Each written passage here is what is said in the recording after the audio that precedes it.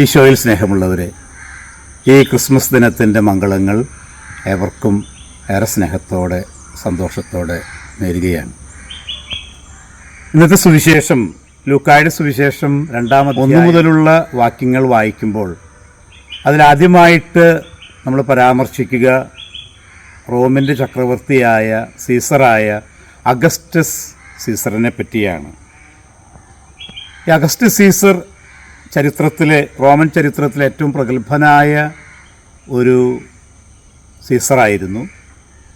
പക്ഷേ ഇന്ന് അദ്ദേഹത്തെ ചരിത്രം ഓർക്കുന്നത് ഈശോയുടെ ജനനവുമായി ബന്ധപ്പെടുത്തിയിട്ടാണ്.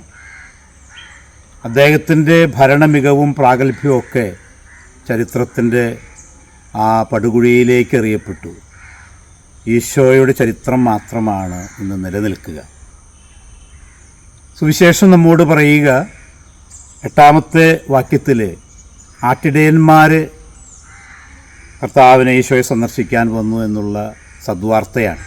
ഇവിടെ നമ്മൾ കാണുക, നമ്മളിന്ന് ആദ്യം ചിന്തിക്കുക അത് തന്നെയാണ്. ഈശോ നമ്മളെ രക്ഷിക്കാൻ വേണ്ടി എളിയവരുടെ തലത്തിലേക്ക് ഇറങ്ങി വന്ന കഥയാണ് ക്രിസ്മസ്. ആ ഒരു വലിയ വ്യത്യാസം നമ്മളിവിടെ കാണുന്നു. ചക്രവർത്തിയുടെ വലിയ പ്രാഭവം, എന്നാൽ പാവപ്പെട്ട ആട്ടിടയന്മാരുടെ ആ അവസ്ഥ. കർത്താവ് ഇന്ന് ഈ ഭൂമിയിൽ ജനിക്കുമ്പോൾ അവിടുന്ന് എളിയവരുടെ തലത്തിലേക്ക് ഇറങ്ങി നമ്മെ സ്നേഹിക്കുകയാണ്. ക്രിസ്മസിൻ്റെ സന്ദേശം ഇതുതന്നെയാണ്.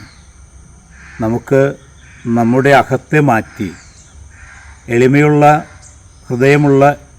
ഹൃദയമുള്ളവരായി ഈ ലോകത്തിലേക്ക് ഇറങ്ങി വരാൻ സാധിക്കുന്നുണ്ടെങ്കിൽ നമ്മൾ ക്രിസ്മസ് യഥാർത്ഥത്തിൽ ജീവിക്കുന്നു എന്ന് നമുക്ക് പറയാം.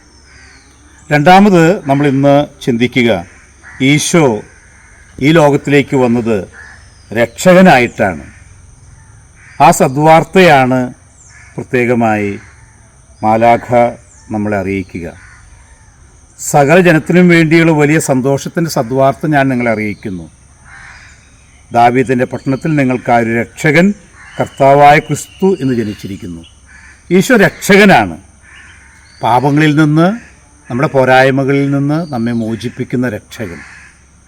ഇത് വ്യക്തമായിട്ട് നമ്മൾ ഓർക്കുക.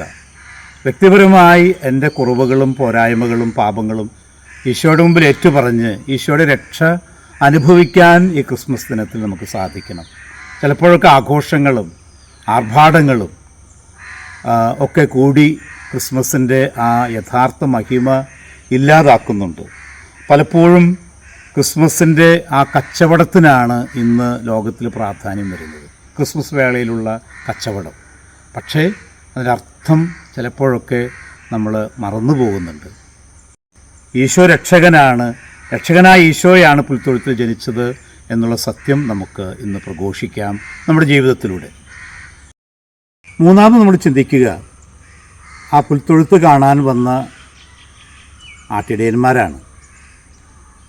അവരെ എളിയവരാണ്, ഒപ്പം തന്നെ എല്ലാം ദൈവത്തിൽ സമർപ്പിക്കുന്നവരാണ്. ചിലപ്പോഴും ചിലർ ചോദിച്ചേക്കാം, അവരാടുകളെ വിട്ട് ബേത്ലഹേമിലേക്ക് വന്നു കഴിഞ്ഞാൽ, അല്ലെങ്കിൽ പുൽത്തൊഴുത്തിലേക്ക് വന്നു കഴിഞ്ഞാൽ ആടുകളുടെ കാര്യം ആര് നോക്കും? അതിനെപ്പറ്റിയൊന്നും അവിടെ പറയുന്നില്ല. അവർ ദൈവത്തിൽ ആശ്രയിച്ച് ഇത് ഏറ്റവും വലിയ ജീവിതത്തിൽ കിട്ടിയ ഏറ്റവും വലിയ സമ്മാനമാണെന്ന് തിരിച്ചറിഞ്ഞ് അവർ പുൽക്കൂട്ടിലേക്ക് വരികയാണ്, കാലിത്തൊഴുത്തിലേക്ക് വരികയാണ്. അവരുടെ പൂർണ്ണ സമർപ്പണമാണ് നമ്മൾ കാണുക. അത് കഴിഞ്ഞ് അവരാണ് ശരിക്കും പറഞ്ഞാൽ ആദ്യത്തെ മിഷണറി പ്രവർത്തകരാകുന്നത്. ഈശോയുടെ ജനനത്തെ പറ്റിയിട്ടുള്ള വാർത്ത ഈ ലോകത്തെ മുഴുവൻ അറിയിക്കുന്നത് അവരാണ്. ഇതുപോലെയുള്ളൊരു പൂർണ്ണമായ സമർപ്പണം, ദൈവത്തിൽ പൂർണ്ണമായിട്ടുമുള്ള ആശ്രയം, ഇതാണ് കർത്താവ് നമ്മോട് പറയുക. ഒരു കൊച്ച് സംഭവകഥ ഓർക്കുകയാണ്.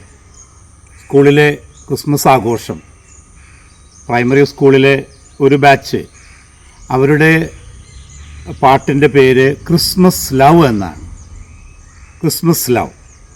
കുട്ടികളിങ്ങനെ ഓരോ അക്ഷരം, ക്രിസ്മസിൻ്റെ ഓരോ അക്ഷരവുമായിട്ട് ക്രിസ്മസ് ലവ് എന്നുള്ള ആ വാക്കുകൾ ഇങ്ങനെ അക്ഷരവുമായിട്ട് ഇങ്ങനെ വന്നിരിക്കുകയാണ്.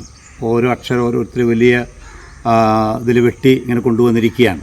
നടുവിലെ കുട്ടി ക്രിസ്മസ് എം എന്നുള്ളത് തലതിരിച്ച് പിടിച്ചിരിക്കുകയാണ്. അത് W ആയിട്ടാണ് വരുന്നത്. താഴെ എല്ലാവർക്കും ചിരിക്കാൻ തുടങ്ങി. പക്ഷേ അവരത് വളരെ ബോധപൂർവം തന്നെയാണ് അവരങ്ങനെ ചെയ്തത്. Christmas love, Christ was love എന്നുള്ള രീതിയിൽ വായിക്കാൻ സാധിച്ചു. ഈശോ ഈ ലോകത്തിലേക്ക് വന്നത് സ്നേഹത്തിൻ്റെ സന്ദേശമായിട്ടാണ്. അവിടുന്ന് എപ്പോഴും സ്നേഹത്തിൻ്റെ സന്ദേശമാണ്. Christ is love, Christ is ever love. ഈ സ്നേഹത്തിൻ്റെ സന്ദേശമാണ് പ്രിയപ്പെട്ടവർ ക്രിസ്മസ് നമ്മോട് പറയുക. ആകയാൽ നമുക്ക് ഈ ക്രിസ്മസ് ദിനത്തിൻ്റെ സന്ദേശം ഉൾക്കൊള്ളാം. എളിയവരോടൊപ്പമായ ഈശോയെ നമുക്ക് സ്വീകരിക്കാം. ഈശോ രക്ഷകനായിട്ട് നമ്മുടെ ഹൃദയത്തിൽ പിറക്കാൻ നമുക്ക് അനുവദിക്കാം. അതുപോലെ തന്നെ പൂർണ്ണമായിട്ടും ഈ രക്ഷകനിൽ നമ്മുടെ ജീവിതങ്ങളെ സമർപ്പിക്കാം. എല്ലാവർക്കും മെറി ക്രിസ്മസ് പ്രത്യേകമായിട്ട് ഏറെ സ്നേഹത്തോടെ നേരുന്നു.